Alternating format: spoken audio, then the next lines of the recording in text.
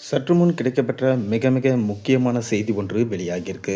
அதாவது திமுக தலைவர் ஸ்டாலின் அவர்கள் ஆளுநரிடம் தனது ராஜினாமா கடிதத்தை வழங்கியே ஆக வேண்டும் என இப்போது கோரிக்கை வைக்கப்பட்டிருக்கிறதா சொல்லப்படுது. ஆளுநர் அப்படி என்ன செஞ்சார், வாங்க இந்த தொகுப்பில் நம்ம பார்க்கலாம்.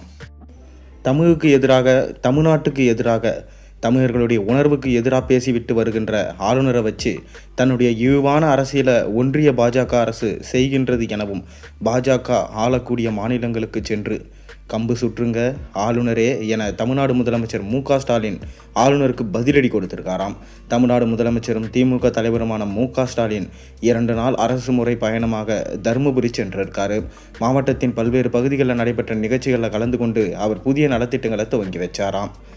மேலும் பயனாளிகளுக்கு வீட்டு மனை பட்டா, கலைஞர் கனவு இல்ல திட்டம் உள்ளிட்டவற்றுக்கான ஆணைகளையும் வழங்கினாராம். தொடர்ந்து நிகழ்ச்சியில் பேசிய அவர் 2021 தேர்தலுக்கு முன்பு விடியல் பயணம் திட்டம் குறித்து வாக்குறுதியை தேர்தல் அறிக்கையில் சொன்னோம். உடனே நமக்கு எதிரானவர்கள் என்ன சொன்னாங்க? இது நிறைவேற்ற முடியாத வாக்குறுதி, இதனால் பேருந்துகளை குறைத்து விடுவாங்க, பேருந்து கட்டணத்தை உயர்த்தி விடுவாங்க என்று தங்கள் இஷ்டத்துக்கு திரைக்கதை வசனமாக எழுத தொடங்கினாங்க. ஆனால் கடந்த அதிமுக ஆட்சியில் தமிழ்நாட்டின் நிதி நிலைமையை பாழ்படுத்துவதையும் மீறி சொன்னது போல ஆட்சி பொறுப்பேற்ற அன்றைக்கே விடியல் பயணம் திட்டத்திற்கு கையெழுத்திட்ட கைதான் முத்துவேல் கருணாநிதி ஸ்டாலினோட கை.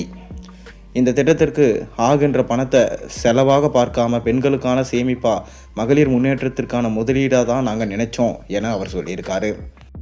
நாட்டோட அனைத்து வளர்ச்சி திட்டங்களுக்கும் தமிழ்நாடு தான் முன்னோடி, திராவிட மாடல் தான் இந்தியாவிற்கான திசை காட்டி. இதை பொறுத்து கொள்ள முடியாமல் தான் ஆட்சிக்கு எதிராக சில விஷமங்கள், அவதூறுகளை அள்ளி வீசி கொண்டிருக்காங்க. எதிர்க்கட்சிகள் சொல்வதை பற்றி நான் கவலைப்படவில்லை, அதுதான் அவர்களின் அரசியல். அவர்களை விடவும் மலிவான அரசியல் செய்கின்றார் ஒருவர். யார் என்று தெரியும் உங்களுக்கு? அவர்தான் ஒன்றிய பாஜக அரசு நியமித்திருக்கின்ற நம்முடைய ஆளுநர் ரவி அவர்கள். ஆளுநர் மாளிகையில் இருக்கின்ற அவர் செய்கின்ற வேலை என்ன தெரியுமா? திமுக ஆட்சி மேல் அவதூறு பரப்புகிறார், திமுக மேல் அவதூறு பரப்புவார், திராவிடத்தை பகிப்பார், சட்டங்களுக்கு ஒப்புதல் தரமாட்டார், இல்லாத திருக்குறளை அச்சிட்டு வழங்குவார், தமிழ்தாய் வாழ்த்தை அவமதிப்பார், நம்முடைய தமிழ்நாட்டின் மாணவர்களை இழிவுபடுத்துவார், தமிழ்நாட்டின் கல்வி, சட்ட ஒழுங்கு, பெண்கள் பாதுகாப்பு பற்றியெல்லாம் உண்மைகளுக்கு புறம்பாக இல்லாதது பொல்லாதது சொல்லி பீதியை கிளப்புவார். இதை மட்டும்தான் அவர் செய்கிறார். இந்தியாவிலே தலைச்சிறந்த மாநிலமாக தமிழ்நாடு இருக்கிறது. இதை நாங்கள் உங்களிடம் சொல்கிறோமோ இல்லை, நீங்கள் எங்களிடம் சொல்கிறீர்களா இல்லை, ஒன்றிய பாஜக அரசு வெளியிடுகின்ற புள்ளி விவரங்களே சாட்சியாக இருக்கிறது என ஸ்டாலின் அவர்கள் சொல்லியிருக்கிறார். இன்னொரு பக்கம் எதிர்க்கட்சி தலைவர்கள் ஸ்டாலின் அவர்கள் தனது ராஜினாமா கடிதத்தை ஆளுநரிடம்தான் கொடுக்க வேண்டும், ஸ்டாலின் தான் திமுகவின் கடைசி முதலமைச்சராக இருப்பார் எனவும், திமுகவின் எதிர்க்கட்சி தலைவராக கூட அவர் இனி இந்த முறை உட்கார மாட்டார் எனவும், படுதோல்வி அவரது கட்சி அடையும் என எதிர்க்கட்சி தலைவர்கள் சொல்லப்பட்டு வருகிறது. இதை நீங்கள் எப்படி பார்க்குறீங்கன்றது உங்கள் கருத்துக்களை மறக்காம கீழே கமெண்ட்டில் சொல்லுங்கள்.